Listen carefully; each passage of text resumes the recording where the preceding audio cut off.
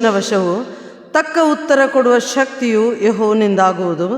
ಮನುಷ್ಯನ ನಡತೆಯೆಲ್ಲ ಸ್ವಂತ ದೃಷ್ಟಿಗೆ ಶುದ್ಧ. ಯೆಹೋವನು ಅಂತರಂಗವನ್ನೇ ಪರೀಕ್ಷಿಸುವನು. ನಿನ್ನ ಕಾರ್ಯಭಾರವನ್ನು ಯೆಹೋವನಿಗೆ ವಹಿಸಿದರೆ ನಿನ್ನ ಉದ್ದೇಶಗಳು ಸಫಲವಾಗುವು.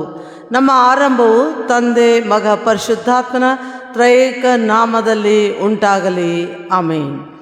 ನಾವು ಆರಾಧನೆಯನ್ನು ಪ್ರಾರಂಭಿಸುವ ಹಾಗೆ ಹಾಡುವಂತಹ ಸಂಗೀತಗಳಲ್ಲಿ 7ನೇ ಸಂಗೀತದ 1 ಮತ್ತು 3ನೇ ಚರಣಗಳನ್ನು ಮಾತ್ರ ರಾಗ ಮಾಡಿಕೊಳ್ಳೋಣ. ಸಂಗೀತ 7, 1 ಮತ್ತು 3ನೇ ಚರಣಗಳನ್ನು ಮಾತ್ರ ಹಾಡಿಕೊಳ್ಳೋಣ.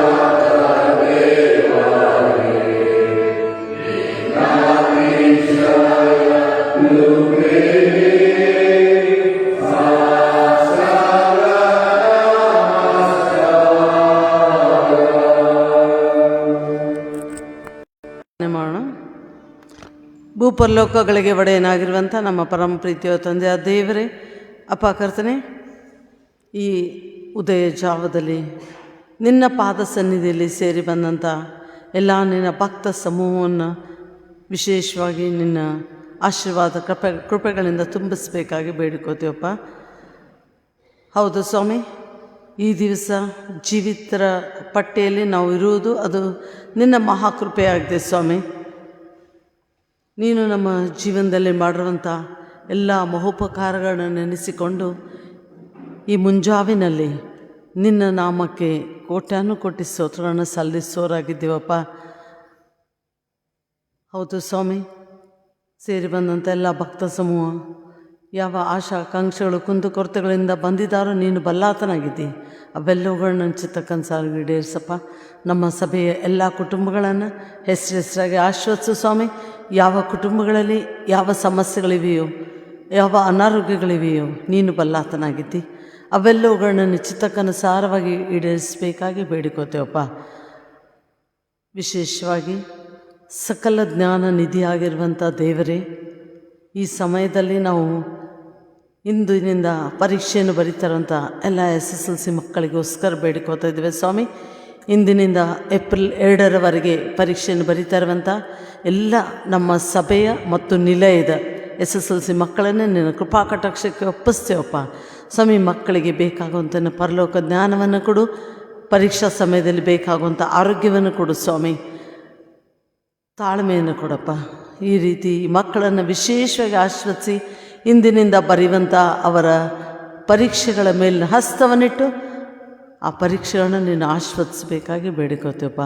ಬರುವಂತೆಲ್ಲ ಅಪಾಯಗಳಿಂದ ಮಕ್ಕಳನ್ನು ಕಾಪಾಡಬೇಕಾಗಿ ಬೇಡಿಕೋತೇವೆ.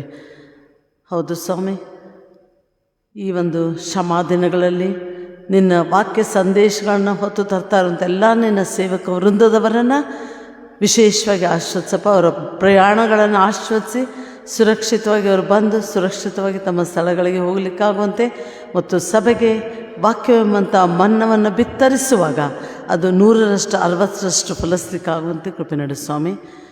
ನಮ್ಮ ಸಭಾಪಾಲಕರನ್ನು ಅವರ ಸೇವೆಯನ್ನು ಇನ್ನೂ ಹೆಚ್ಚೆಚ್ಚಾಗಿ ಆಶ್ವಾದಿಸಿ ಮುಂದಿನ ದಿನಗಳಲ್ಲಿ ಅವರ ಒಂದು ಸೇವೆ ಇನ್ನೂ ಹೆಚ್ಚೆಚ್ಚಾಗಿ ಅದು 100ರಷ್ಟು 60ರಷ್ಟು ಫಲಿಸ್ಲಿಕ್ಕಾಗುವಂತೆ ಕೃಪೆ ನೀಡಪ್ಪ. ಸಭಾಪಾಲನಾ ಸಮಿತಿ ಎಲ್ಲ ಸದಸ್ಯರನ್ನು ಅವರ ಸೇವೆಯನ್ನು ನೀನು ಬಲಪಡಿಸಬೇಕಾಗಿ ಬೇಡಿಕೋತೇವೆ ಸ್ವಾಮಿ. ವಿಶೇಷವಾಗಿ ಜಗತ್ತಿನಾದ್ಯಂತ ಯುದ್ಧದ ಭೀತಿ ಹರಡಿರುವಾಗ ಸ್ವಾಮಿ, ಜಗತ್ತಿನಲ್ಲಿ ಬೇಕಾಗುವಂಥ ಶಾಂತಿ ಸಮಾಧಾನವನ್ನು ನೀನು ನೀಡಿ ಎಲ್ಲ ದುಷ್ಟ ಶಕ್ತಿಗಳನ್ನು ದಮನಗೊಳಿಸಬೇಕಾಗಿ ಬೇಡಿಕೋತೀವಪ್ಪ ಸ್ವಾಮಿ. ಈ ಒಂದು ಯುದ್ಧದಿಂದ ಅನೇಕ ಸಮಸ್ಯೆಗಳು ನಮ್ಮ ದೇಶದಲ್ಲಿ ಕೂಡ ತಲೆದೋರ್ತಾ ಇರುವಾಗ ಸ್ವಾಮಿ, ಈ ಸಮಯದಲ್ಲಿ ನೀನೇ ಎಲ್ಲವನ್ನ ನಿನ್ನ ಒಂದು ನಿಯಂತ್ರಣದಲ್ಲಿ ಇಟ್ಟುಕೊಂಡು ಎಲ್ಲರನ್ನ ಸಂರಕ್ಷಿಸಿ ಈ ದಿನನಿತ್ಯದ ಸೌಲಭ್ಯಗಳಿಗೆ ಯಾವುದೇ ಕುಂದು ಕೊರತೆಗಳು ತೊಂದರೆಗಳು ಬರದಂತೆ ನೀನೇ ನಮ್ಮೆಲ್ಲರನ್ನ ಕಾಪಾಡಿ ಸಂರಕ್ಷಿಸಿ ಮುನ್ನಡೆಸಬೇಕಾಗಿ ಬೇಡಿಕೋತೇವೆ ಸ್ವಾಮಿ. ಹೌದು ರಾಜ, ಈ ಬೇಸಿಗೆ ಬವಣೆಯಿಂದ ನಮ್ಮ ಗದಗ ಪಟ್ಟಣವನ್ನು ತಪ್ಪಿಸಿ ಎಲ್ಲರಿಗೂ ನಾಡಿಗೆ ಸಮೃದ್ಧಿಯಾದ ನೀರನ್ನು ನೀನು ಹರಿಯ ಮಾಡಬೇಕಾಗಿ ಬೇಡಿಕೋತೇವೆ. ಈ ರೀತಿಯಾಗಿ ಈ ದಿವಸ ವಿಶೇಷವಾಗಿ ನಿನ್ನ ವಾಕ್ಯ ಸಂದೇಶವನ್ನು ಹೊತ್ತು ತಂದಿರುವಂಥ ನಿನ್ನ ದಾಸಿಯನ್ನು ನಿನ್ನ ಕೃಪಾ ಕಟಾಕ್ಷಕ್ಕೆ ಒಪ್ಪಿಸ್ತೇವಪ್ಪ ಸ್ವಾಮಿ. ಅವ್ರು ಬಿತ್ತುವಂಥ ವಾಕ್ಯಗಳನ್ನ ವಿಶೇಷವಾಗಿ ನೀನು ಆಶೀರ್ವದಿಸಬೇಕಾಗಿ ಬೇಡಿಕೋತೇವೆ. ಮುಂಜಾವಿನಲ್ಲಿ ನಿನ್ನ ವಾಕ್ಯಗಳನ್ನು ಕೇಳಿಸಿಕೊಳ್ಳುವಂಥ ನಾವುಗಳು ಅದನ್ನು ನಾವು ದಿನಾಲು ಈ ದಿವಸ ಪೂರ್ತಿಯಾಗಿ ನಾವು ಮೆಲುಕು ಹಾಕುತ್ತಾ ನಮ್ಮ ಜೀವನದಲ್ಲಿ ಅವುಗಳನ್ನು ಅಳವಡಿಸಿಕೊಳ್ಳುವಂತೆ ಕೃಪೆ ನೀಡು. ಈ ಒಂದು ಸಮಯದ ಆದಿ ಮಧ್ಯ ಅಂತ್ಯ ನೀನಾಗಿದ್ದುಕೊಂಡು ನಿನ್ನ ಚಿತ್ತಂತೆ ಮುನ್ನಡೆಸಬೇಕಾಗಿ ಯೇಸುವಿನ ಹೆಸರಲ್ಲಿ ಬೇಡುತ್ತೇವೆ ತಂದೆ, ಆಮೇಲೆ. ನಾವು ಆರಾಧನೆಯನ್ನು ಮುಂದುವರಿಸುವ ಹಾಗೆ ಹಾಡುವಂಥ ಮಹಿಮಾ ಗೀತೆಗಳಲ್ಲಿ 121ನೇದು ಮಹಿಮೆ ಮಹಿಮೆ ಸದಾ ಆತನಿಗೆ, ಈ ಒಂದು ಸಂಗೀತವನ್ನು ನಾವೀಗ ಹಾಡಿಕೊಳ್ಳೋಣ.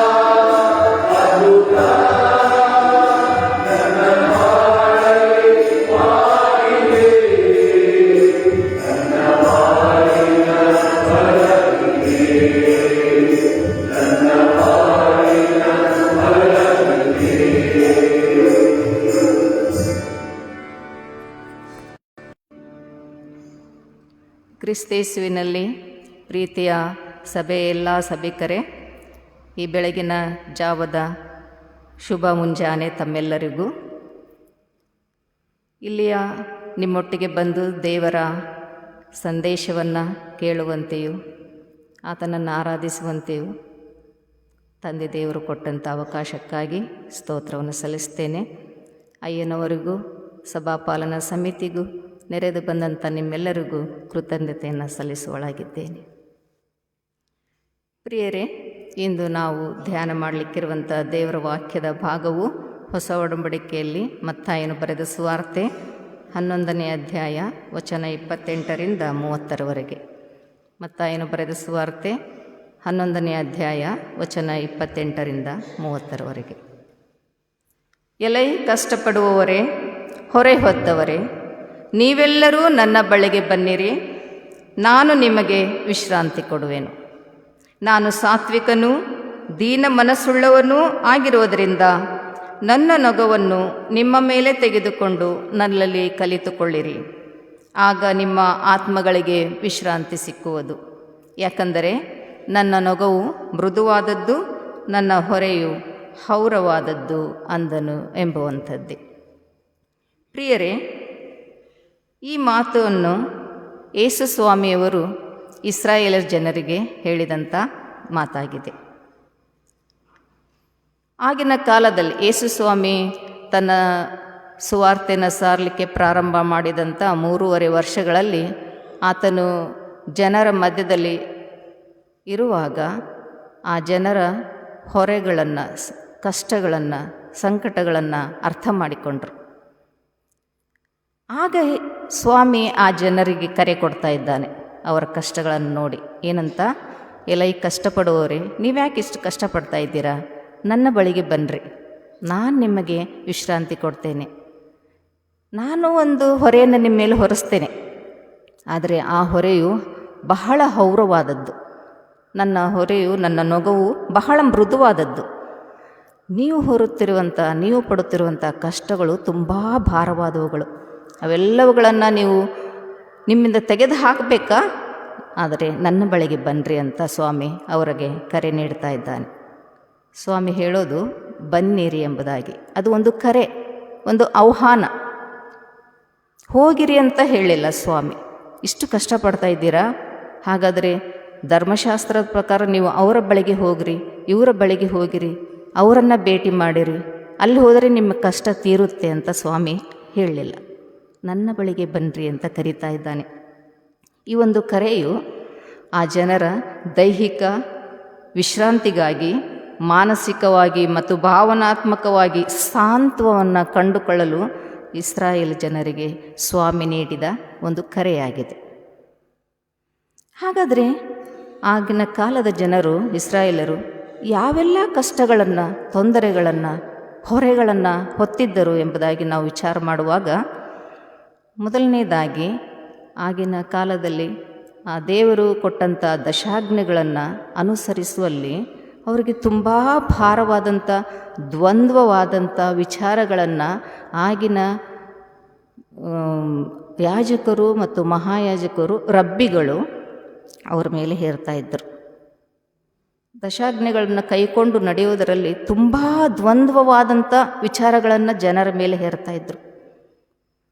ಅವರು ಈ 10 ದಶಾಜ್ಞೆಗಳನ್ನು ವಿಚಾರ ಮಾಡಿ ರಬ್ಬಿಗಳು ಮತ್ತು ಯಾಜಕರು, ಮಹಾಯಾಜಕರು ಸೇರಿ ಕೂತುಕೊಂಡು ಅವುಗಳನ್ನು ವಿಚಾರ ಮಾಡ್ತಾಯಿದ್ರು.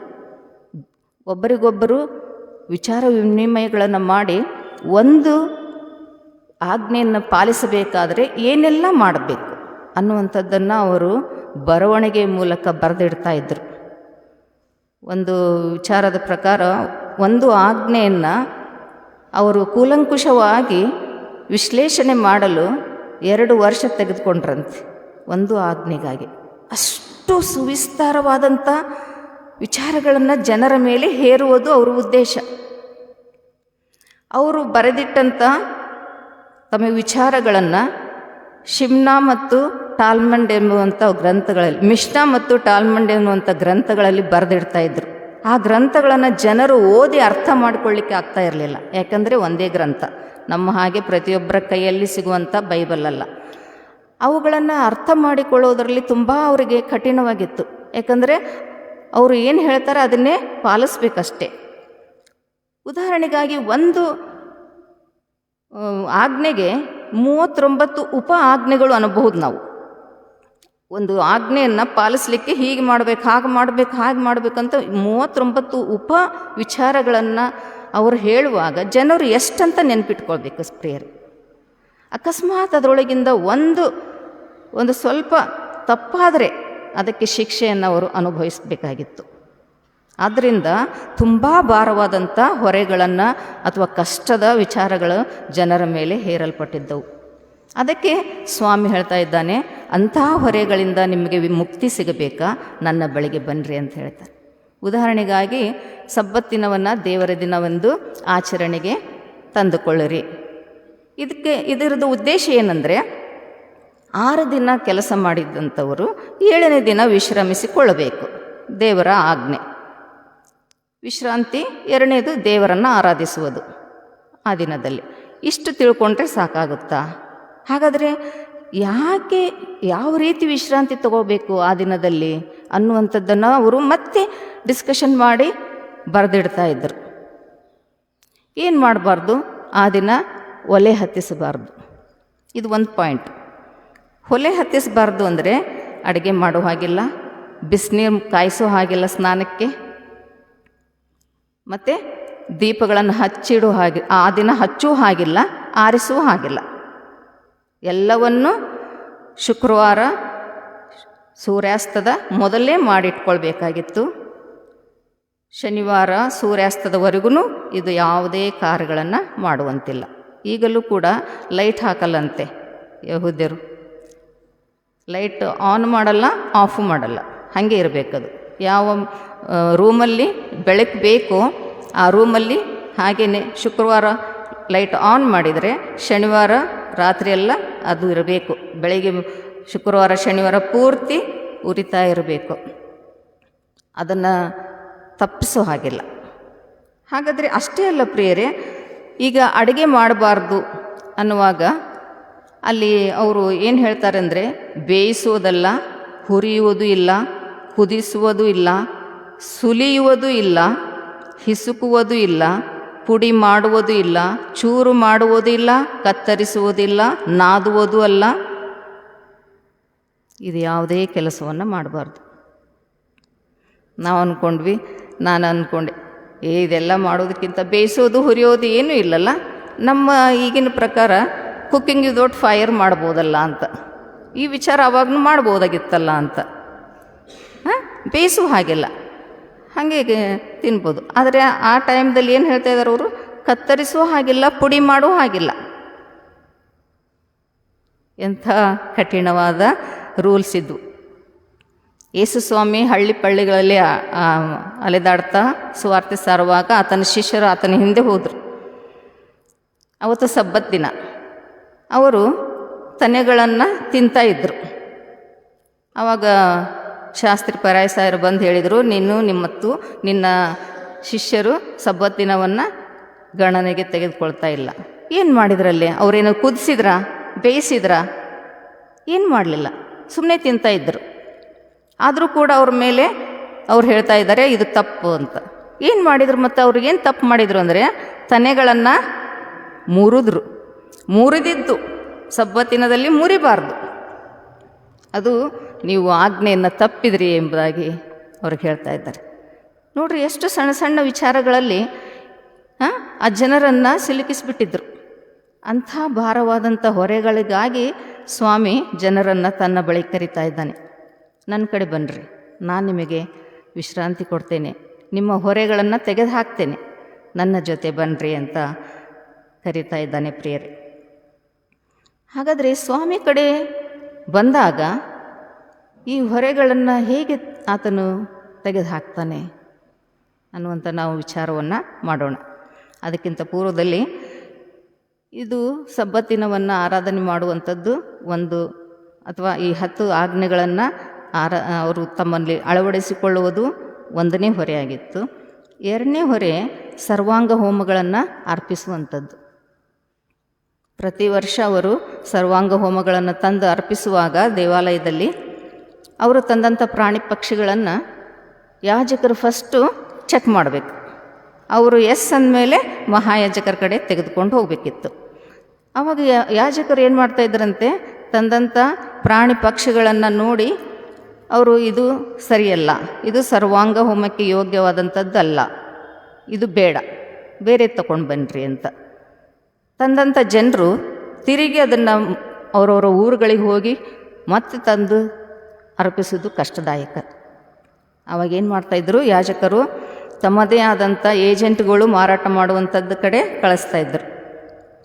ಅಲ್ಲಿ ಹೋಗಿ ಆ ಕುರಿಮರಿಯನ್ನು ಅಥವಾ ಒಂದು ಪ್ರಾಣಿ ಅಥವಾ ಒಂದು ಪಕ್ಷಿಯನ್ನು ಕೊಂಡುಕೊಂಡು ಬರುವಾಗ 2ರಷ್ಟು ಹಣ ಕೊಡಬೇಕಾಗಿತ್ತು. ಅಲ್ಲಿ ಕೂಡ ಹೊರೆ ಜನರಿಗೆ. ಅಲ್ಲಿಂದ ತೆಗೆದುಕೊಂಡು ಬಂದಂಥದ್ದನ್ನು ಯಾಜಕನು ಎಸ್ ಇದು ಕರೆಕ್ಟ್ ಇದೆ, ಅದು ಎಂಥದ್ದೇ ಇರಲಿ ಇದು ಸರಿಯಾಗಿದೆ ಅಂತ ಹೇಳಿ ಕಳಿಸುವಂಥದ್ದು. ಮೂರನೇದು, ಆ ಪ್ರಾಣಿಗಳನ್ನು ತೆಗೆದುಕೊಂಡು ಬರುವಾಗ ದುಡ್ಡು ದುಡ್ಡು ಕೊಡಬೇಕಲ್ವ. ಅವರು ತಮ್ಮ ದೇಶದ ನಾಣ್ಯಗಳನ್ನು ಇಲ್ಲಿ ಎಕ್ಸ್ಚೇಂಜ್ ಮಾಡಿಸ್ಕೋಬೇಕು ಯೆರೂಸಲೇಮಿನಲ್ಲಿ. ಆ ಹಣವನ್ನು ಎಕ್ಸ್ಚೇಂಜ್ ಮಾಡಿಸ್ಲಿಕ್ಕೂ ಕೂಡ ಯಾಜಕರು ಮಹಾಯಾಜಕರು ತಮ್ಮದೇ ಆದಂಥ ಏಜೆಂಟ್ಗಳು ಇರ್ತಿದ್ರು. ಇವರು ಅಲ್ಲಿ ಹೋಗಿ ತಮ್ಮ ಹಣವನ್ನು ಎಕ್ಸ್ಚೇಂಜ್ ಮಾಡಿಸುವಾಗ ಅಲ್ಲಿ 3ರಷ್ಟು ಹಣವನ್ನು ಅವರು ಜನರಿಂದ ಕಿತ್ಕೊಳ್ತಾ ಇದ್ದರು. ಇಷ್ಟೆಲ್ಲ ಭಾರಗಳನ್ನು ಜನರ ಮೇಲೆ ಅವರು ಹೇರಿದ್ದರು. ಅದಕ್ಕೆ ಸ್ವಾಮಿ, ನಿಮ್ಮ ಮೇಲೆ ತುಂಬ ಭಾರ ಇದೆ, ನನ್ನ ಬಳಿಗೆ ಬನ್ನಿರಿ ಅಂತ ಕರೀತಾ ಇದ್ದಾನೆ ಪ್ರಿಯರೇ. ಯೇಸು ಸ್ವಾಮಿ ಹಾಗಾದರೆ ಇಂಥ ಹೊರೆಗಳನ್ನು ಹೇಗೆ ಹೌರವಾಗಿ ಮಾಡಿದ ಎಂಬುದಾಗಿ ನಾವು ನೋಡುವಾಗ, ಈ 10 ದಶಾಜ್ಞೆಗಳನ್ನು ಸ್ವಾಮಿ ಕೇವಲ 2 ಆಜ್ಞೆಗಳನ್ನಾಗಿ ಮಾಡಿದ. ಅಲ್ಲಿ ನೋಡ್ರಿ, 10 ಇದ್ದಿದ್ದು 2 ಆಯಿತು. 10 ಯಾಕೆ? ಆ 10 ಆಜ್ಞೆಗಳಿಗೆ ಉಪ ಆಜ್ಞೆಗಳು ಅಂತ ನಾವು ನೋಡುವಾಗ ಒಂದು 20 ಇದ್ರೂ 200 ಆಯಿತು. ಆ 200 ಆಜ್ಞೆಗಳನ್ನೆಲ್ಲ ತೆಗೆದುಹಾಕಿ ಕೇವಲ 2 ಆಜ್ಞೆಗಳನ್ನು ಮಾಡಿದ ಸ್ವಾಮಿ. ಒಂದು, ನಿನ್ನ ದೇವರಾದ ಯೆಹೋವನನ್ನು ನಿನ್ನ ಪೂರ್ಣ ಪ್ರಾಣದಿಂದಲೂ ಪೂರ್ಣ ಬುದ್ಧಿಯಿಂದಲೂ ಪೂರ್ಣ ಶಕ್ತಿಯಿಂದಲೂ ಪ್ರೀತಿಸಬೇಕು. 2ನೇದು, ನಿನ್ನ ನೆರೆಯವನನ್ನು ನಿನ್ನಂತೆ ಪ್ರೀತಿಸಬೇಕು. 2 ಆಜ್ಞೆಗಳು. ಎಷ್ಟು ಭಾರ ಇಳೀತಲ್ವ ಜನರ ಮೇಲಿದ್ದಂಥದ್ದು. ಈ 2 ಆಜ್ಞೆಗಳಲ್ಲಿ ಮತ್ತು ಒಂದೇ ಒಂದು ಕೆಲಸ ಮಾಡಲಿಕ್ಕೆ ಹೇಳಿದ ದೇವರು. ಯಾವ ಕೆಲಸ? ಪ್ರೀತಿ ಮಾಡಿರಿ. ಜನರನ್ನು ಪ್ರೀತಿ ಮಾಡಿರಿ, ದೇವರನ್ನು ಪ್ರೀತಿ ಮಾಡಿರಿ. ಎಷ್ಟು ಹಗುರ ಆಯ್ತು ಅಲ್ವಾ? 2 ಅಕ್ಷರ ಪ್ರೀತಿ ಅನ್ನುವಂಥದ್ದು. ಇಂಥ ದೊಡ್ಡ ದೊಡ್ಡ ಹೊರೆಗಳನ್ನು ಬಹಳ ಹಗುರವಾದಂಥ ಹೊರೆಯನ್ನಾಗಿ ಸ್ವಾಮಿ ಮಾಡಿದ. ನನ್ನ ಹೊರೆಯು ಹೌರವಾದದ್ದು, ತುಂಬ ಹಗುರವಾಗಿದೆ. ನೀವೇನೂ ಮಾಡಬೇಕಾಗಿಲ್ಲ, ಒಂದೇ ಒಂದು ಕೆಲಸ ಮಾಡಬೇಕು, ಪ್ರೀತಿ ಮಾಡಬೇಕು. 2 ಅಕ್ಷರ ನೋಡಿ, ಎಂಥ ಸ್ವಾಮಿ ನಮ್ಮ ಮೇಲೆ ಇದ್ದಂಥ ಹೊರೆಗಳನ್ನು ತೆಗೆದು ಹಾಕಿದ. ಮತ್ತು ಮತ್ತಾಯ 9:13 ಇಲ್ಲಿ ಈ ರೀತಿಯಾಗಿ ಹೇಳಿದೆ, ಕುಗ್ಗಿದ ಮನಸ್ಸೇ ದೇವರಿಗೆ ಇಷ್ಟ ಯಜ್ಞ. ಮತ್ತು ದೇವರು ಹೇಳ್ತಾ ಇದ್ದಾನೆ, ನನಗೆ ನಿಮ್ಮ ಯಜ್ಞ ಬೇಡ, ಕರುಣೆ ಬೇಕು. ರೋಮಾಪುರದಲ್ಲಿ 12:1 ಹೀಗೆ ಹೇಳ್ತದೆ, ನೀವು ನಿಮ್ಮ ದೇಹಗಳನ್ನು ದೇವರಿಗೆ ಮೀಸಲಾಗಿಯೂ ಮೆಚ್ಚುಗೆಯಾಗಿಯೂ ಇರುವ ಸಜೀವ ಯಜ್ಞವಾಗಿ ಸಮರ್ಪಿಸಿರಿ. ನೋಡ್ರಿ, ಸ್ವಾಮಿ ಇಲ್ಲಿ ಹೇಳ್ತಾ ಇರೋದು, ನಿಮ್ಮ ಯಜ್ಞನೂ ಬೇಡ ನನಗೆ. ಆ ಮೂಲಕವಾಗಿ ಏನಾಯಿತು? ನೀವು ಪ್ರಾಣಿಗಳನ್ನು ಸಾಕೋದು ಅಥವಾ ತರೋದು, ದುಡ್ಡು ಖರ್ಚು ಮಾಡೋದು, ಅಲ್ಲಿ ಹೋಗೋದು, ಬಲಿ ಅರ್ಪಿಸೋದು ಯಾವುದೂ ಬೇಡ. ಆ ಹೊರೆಯನ್ನು ತೆಗೆದು ಹಾಕಿದ. ನಮ್ಮ ದೇಹ, ನಮ್ಮ ಆತ್ಮ, ಪ್ರಾಣಗಳನ್ನು ಕೇಳ್ತಾ ಇದ್ದಾನೆ. ಅದು ಕೊಟ್ಟರೆ ಸಾಕು ನನಗೆ. ನಿಮ್ಮ ಕಾಣಿಕೆಗಳಾಗಲಿ, ನಿಮ್ಮ ಹೋತ ಹೂರಿ ಯಾವುದೂ ನನಗೆ ಬೇಡ. ಎಷ್ಟು ಭಾರವನ್ನು ಸ್ವಾಮಿ ನಮ್ಮಿಂದ ತೆಗೆದು ಹಾಕಿದ್ದಾನೆ ನೋಡಿ ಪ್ರಿಯರೇ. ಹಾಗಾದರೆ ಇಂಥ ದೇವರು ಯೇಸು ಸ್ವಾಮಿ, ಹೊರೆಯನ್ನು ತೆಗೆದು ಹಾಕುವಂಥ ಸ್ವಾಮಿ, ತಾನು ಈ ಲೋಕದಿಂದ ಹೊರಟು ಹೋಗುವಂಥ ಕಾಲ ಬಂತು.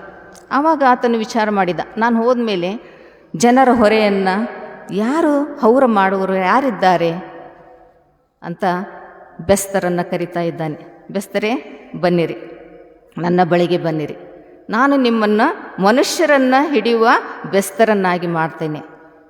ಅಂದರೆ ಆತನಿಗೆ ಇತ್ತು, ನನ್ನ ಜನರು, ಮುಂದಿನ ಪೀಳಿಗೆಯಲ್ಲಿರುವಂಥ ಜನರ ಕಷ್ಟಗಳನ್ನು, ಭಾರಗಳನ್ನು ಇಳಿಸಲಿಕ್ಕೆ ಯಾರಾದರೂ ಬೇಕಲ್ಲ ನಾನು ಹೊರಟು ಹೋದ್ಮೇಲೆ ಅಂತ ವಿಚಾರ ಮಾಡಿ ಅವರನ್ನು ಕರೀತಾ ಇದ್ದಾನೆ. ತನ್ನ ಶಿಷ್ಯರನ್ನು ಕರೀತಾ ಇದ್ದಾನೆ. 12 ಜನ ಶಿಷ್ಯರನ್ನು ಕರೆದು ಅವ್ರಿಗೆ ಹೇಳ್ತಾ ಇದ್ದಾನೆ, ನೀವು ಅವರನ್ನು ಆಶೀರ್ವದಿಸಿ ನೀವು ಹೊರಟು ಹೋಗಿ ಭೂಲೋಕದ ಕಟ್ಟಕಡೆಗೆ ಸುವಾರ್ತೆ ಸಾರಿರಿ, ನನ್ನ ಹೆಸರಿನಲ್ಲಿ ದೆವ್ವಗಳನ್ನು ಬಿಡಿಸಿರಿ. ಅಂದರೆ ಜನರ ಮೇಲಿದ್ದಂಥ ಹೊರೆ, ಕಷ್ಟ, ತೊಂದರೆ ಇವುಗಳನ್ನೆಲ್ಲ ನೀನು ತೆಗೆದು ಹಾಕಲಿಕ್ಕೆ ನೀವು ಸಿದ್ಧರಾಗಿ ಹೋಗಬೇಕು ಅಂತ ಆತನು ತನ್ನ ಶಿಷ್ಯರಿಗೆ ಕರೀತಾ ಇದ್ದಾನೆ. ಸೀಮೋನನೇ, ಸೀಮೋನನೇ, ಪೇತ್ರನಿಗೆ ಹೇಳ್ತಾ ಇದ್ದಾನೆ, ನೀನು ಬಂಡೆ, ನಿನ್ನ ಮೇಲೆ ನಾನು ಸಭೆಯನ್ನು ಕಟ್ತೇನೆ. ಆ ಸಭೆ ಇಂದು ನಾವು ನೋಡ್ತಾ ಇದ್ದೇವೆ, ಎಲ್ಲ ವಿಶ್ವದಾದ್ಯಂತ ಸಭೆಗಳು ಇಂದು ಸೇರಿಕೊಂಡು ದೇವರ ಪ್ರೀತಿಯನ್ನು ಹಂಚಿಕೊಳ್ತಾ ಇದ್ದಾವೆ. ಅಷ್ಟೇ ಅಲ್ಲ ಪ್ರಿಯರೇ, ಸೌಲನೇ, ಸೌಲನೇ, ಬಾ, ನನ್ನ ಕಡೆ ಬಾ. ಆತನ ಕರೆಗೆ ಹೋಗೊಟ್ಟ ಸೌಲನು, ಪೌಲನೇನು ಮಾಡಿದ? ಎಷ್ಟೋ ಸಭೆಗಳನ್ನು ಪ್ರಾರಂಭ ಮಾಡಿದ. ಅನೇಕ ಸಭೆಗಳು ಪತ್ರಿಕೆ ಭಾಗಗಳಲ್ಲಿ ನೋಡ್ತೇವಲ್ವಾ, ರೋಮಾಪುರದವರಿಗೆ, ಕೊರೆಂತದವರಿಗೆ, ಎಫೆಸದವರಿಗೆ ಅನೇಕ ಸಭೆಗಳನ್ನು ಪ್ರಾರಂಭ ಮಾಡಿ ಆ ಜನರಲ್ಲಿರುವಂಥ ಅನಾಚಾರ, ಅತ್ಯಾಚಾರ, ವಿಗ್ರಹಾರಾಧನೆ ಎಲ್ಲ ಕಠಿಣವಾದಂಥ ವಿಚಾರಗಳನ್ನು, ಧಾರ್ಮಿಕ ಹೊರೆಗಳನ್ನು ಆತನು ಇಳಿಸಿಬಿಟ್ಟ ಜನರಿಂದ ಅಲ್ವಾ ಪ್ರಿಯರೇ. ಲೂಕ 8:1 ಏನಿದೆ, ಯೇಸುವಿನ ಸೇವೆಯಲ್ಲಿ ಸ್ತ್ರೀಯರು ಕೂಡ ಪಾಲು ತೆಗೆದುಕೊಂಡಿದ್ದರು. ಯೇಸು ಸ್ವಾಮಿ ಸ್ತ್ರೀಯರನ್ನು ಕೂಡ ಕಡೆಗಾಣಿಸಲಿಲ್ಲ. ಹಳೆಯ ಒಡಂಬಡಿಕೆಯಲ್ಲಿ ಸ್ತ್ರೀಯರಿಗೆ ಪ್ರಾಶಸ್ತ್ಯ ಇರಲಿಲ್ಲ, ಆದರೆ ಸ್ವಾಮಿ ಸ್ತ್ರೀಯರಿಗೂ ಪ್ರಾಶಸ್ತ್ಯ ಕೊಡೋದ್ರ ಮೂಲಕ ಆತನು ತನ್ನ ಶಿಷ್ಯರನ್ನಾಗಿ ಆತನು ಆರಿಸಿಕೊಂಡ. ಅವರ ಮೂಲಕವಾಗಿಯೂ ಅನೇಕರಿಗೆ ಸುವಾರ್ತೆ, ಪ್ರೀತಿಯ ಸುವಾರ್ತೆಯನ್ನು ಸಾರಲ್ಪಟ್ಟಿತು. ಅದರಲ್ಲಿ ಮುಖ್ಯವಾಗಿರುವಂಥವರು ಮಗ್ದಲದ ಮರಿಯ, ಸುಸನ್ನಳು, ಯೋಹಾನಳು, ಸಲೋಮೆ, ಮಾರ್ಥ, ಮರಿಯ, ದೆಬೋರಳು ಇವರ ಮೂಲಕವಾಗಿ ಪ್ರೀತಿಯನ್ನು ಹಂಚಿಕೊಡುವುದರಲ್ಲಿ ದೇವರವರನ್ನು ಉಪಯೋಗಿಸಿದ್ದನು. ಪ್ರಿಯರೇ, ಇಂದು ನನ್ನನ್ನು ನಿನ್ನನ್ನು ಕೂಡ ಕರೀತಾ ಇದ್ದಾನೆ. ಮಾರ್ಟಿನ್ ಲೂಥರನ್ನ ಸ್ವಾಮಿ ಕರೆದ. ಕ್ಯಾಥೋಲಿಕ್ ಸಭೆಯಲ್ಲಿರುವಂಥ ಅನೇಕ ಧಾರ್ಮಿಕ ಒತ್ತಡಗಳನ್ನು ಅಥವಾ ಅವರು ಹೇರುತ್ತಿರುವಂಥ ವಿಚಾರಗಳನ್ನು ತಡೆ ಹಿಡಿಯಲು ಸ್ವಾಮಿ ಮಾರ್ಟಿನ್ ಲೂಥರನ್ನು ಕರೆದ. ಆ ಮೂಲಕವಾಗಿ ಆಗಿನ ಪಾಪ ಕ್ಷಮಾಪಣೆ ಪತ್ರಗಳನ್ನು ಮಾರಾಟ ಮಾಡ್ತಾಯಿದ್ದರು. ಇಷ್ಟು ದುಡ್ಡಿಗೆ, ಒಂದು ಪಾಪ ಆದರೆ ಇಷ್ಟು ದುಡ್ಡು. ಯಾವ ಪಾಪದ ಮೇಲೆ ಆಧಾರವಾಗಿ ಜನರಿಂದ ದುಡ್ಡನ್ನು ಕಿತ್ತುಕೊಳ್ಳುವಂಥ ಅವರ ವಿಚಾರಗಳಿಗೆ ವಿರುದ್ಧವಾಗಿ ಮಾರ್ಟಿನ್ ಲೂಥರನು ಎದ್ದು ಬಂದು ಅಲ್ಲಿರುವಂಥ ಆ ಎಲ್ಲ ಭಾರವಾದಂಥ ವಿಚಾರಗಳನ್ನು ತೆಗೆದು ಹಾಕಿದ. ಆದ್ದರಿಂದಲೇ ಇವತ್ತು ನಾವು ಯಾವುದೇ ರಿಸ್ಟ್ರಿಕ್ಷನ್ ಇಲ್ಲದೆ, ಯಾವುದೇ ಹೊರೆಯನ್ನು ಹೊತ್ತುಕೊಳ್ಳದೆ ಆಲಯಕ್ಕೆ ಬಂದು ದೇವರನ್ನು ಆರಾಧಿಸುವಂತೆ ಆಯಿತು ಅಲ್ವಾ. ಹಾಗಾದರೆ ಪ್ರಿಯರೇ, ನನ್ನನ್ನು ನಿನ್ನನ್ನು ಸ್ವಾಮಿ ಕರೀತಾ ಇದ್ದಾನೆ. ನಮ್ಮಲ್ಲಿರುವಂಥ ಚಿಂತೆ, ದುಃಖ, ಬೇಸರ, ನೋವು, ಅನ್ಯಾಯ, ಹಿಂಸೆ, ಮಾನಸಿಕ ಖಿನ್ನತೆ, ಅಸಮಾಧಾನ, ಅವಮಾನ, ಅನಾರೋಗ್ಯ ಇದೆಯಾ?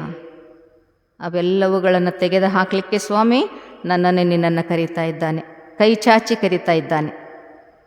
ಇಷ್ಟೇ ಅಲ್ಲ ಪ್ರಿಯರೇ, ನಮ್ಮಲ್ಲಿರುವ ದ್ವೇಷ, ಅಸೂಹೆ, ಒಬ್ಬರನ್ನು ಕಂಡ್ರೆ ಇನ್ನೊಬ್ಬರಿಗೆ ಆಗದೇ ಇರುವಂಥದ್ದು, ಚಾಡಿ ಹೇಳುವುದು, ಇವೆಲ್ಲವುಗಳನ್ನೂ ಕೂಡ ನಾವು ತೆಗೆದು ಹಾಕುವುದಾದರೆ ಸ್ವಾಮಿ ನಮ್ಮನ್ನು ಆಶೀರ್ವದಿಸುವ ಆತನಾಗಿದ್ದಾನೆ.